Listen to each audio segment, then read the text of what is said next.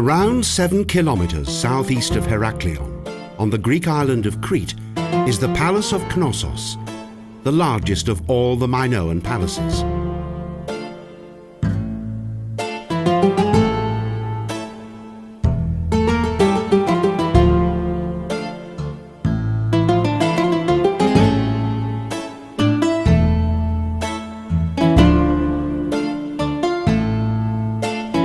The first discovery of this ancient site was made in 1878 by a wealthy businessman and lawyer from Crete.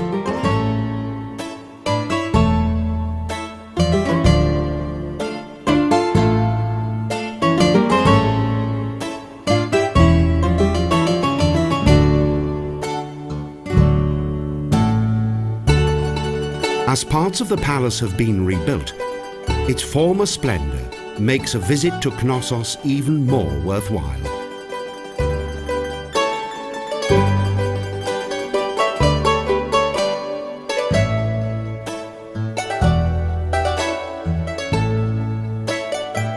At the beginning of the 20th century, large-scale excavations of the former Minoan palace were carried out under the leadership of Englishman Arthur Evans.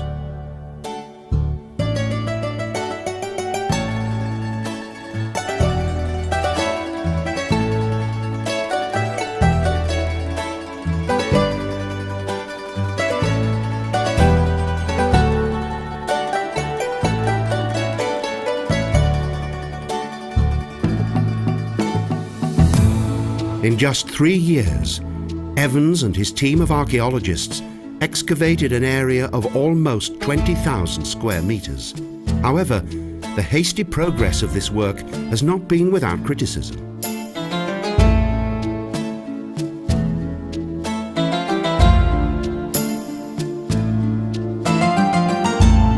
The reconstruction of the buildings as they appear today, as well as the numerous painted columns, have created a unique atmosphere of the past.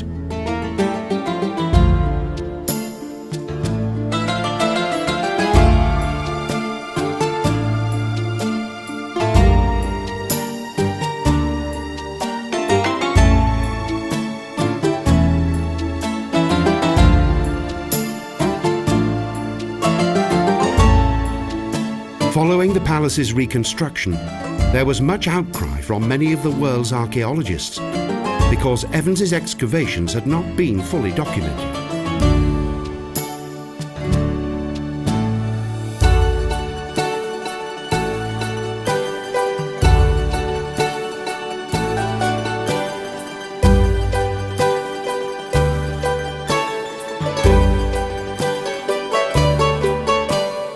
Evans and his team wanted to reconstruct the ancient ruins according to the ideals of both classicism and romanticism, a combination of ancient as well as more recent architectural styles.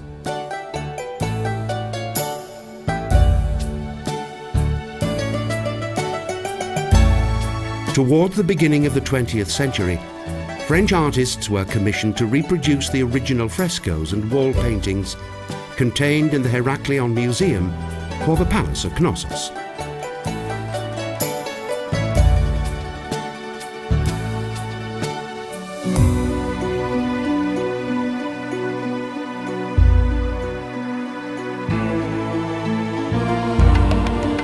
Visitors can move around the newly built areas of the palace and imagine the former life of the Minoans.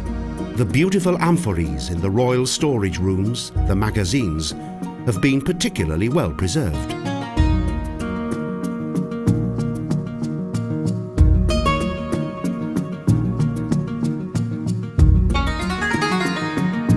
The Palace of Knossos is located on the picturesque, partly tree-covered Kefala Hill. It seems to captivate visitors from all over the world.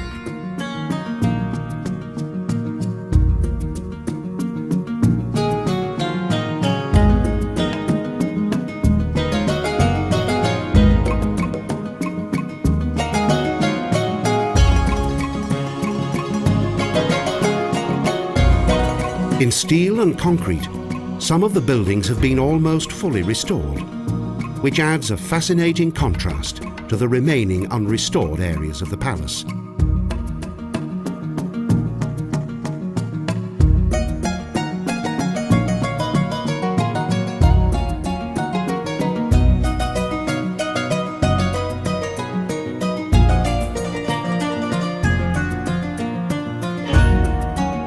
The reconstruction of the palace adds greatly to the magnificent and atmospheric experience of this 3,000-year-old building.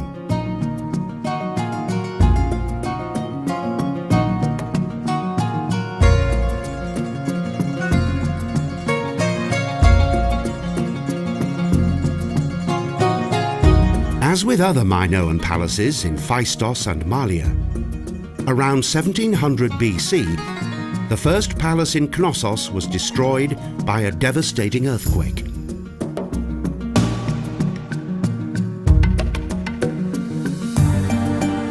Around 100 years later, the palace was rebuilt and was simply known as the New Palace.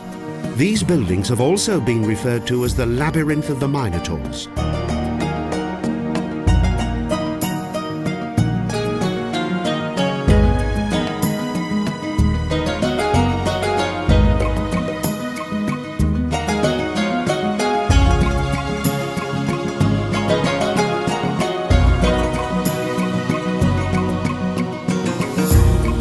Almost all of the palace's 1,200 rooms and splendid inner courtyards are asymmetrical, which is in contrast to the subsequent ancient Greek epochs of strict symmetrical architecture.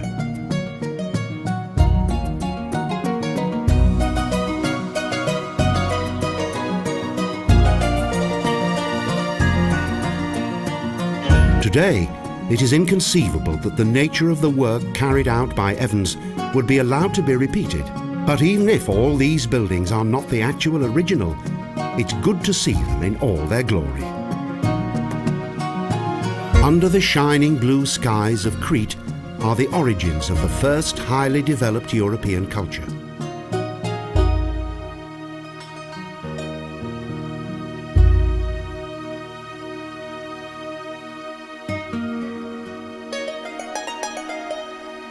During its golden years around 1500 BC, a large pulsating town with approximately 10,000 inhabitants evolved around the Palace of Knossos.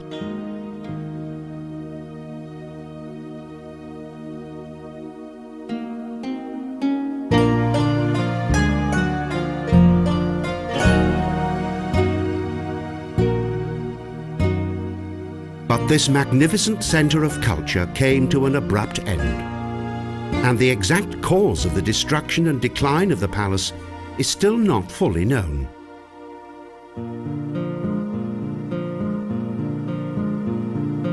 Much of the detail and history that relates to the ancient Minoan civilization is still an unsolved mystery.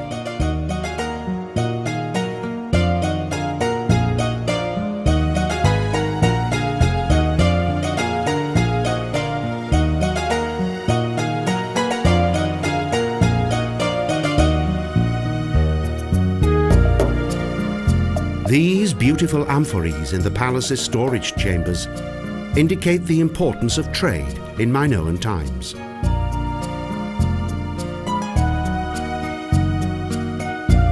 But if the legendary Minotaurs actually resided in the Palace of Knossos, it is yet to be confirmed by the world of archaeology.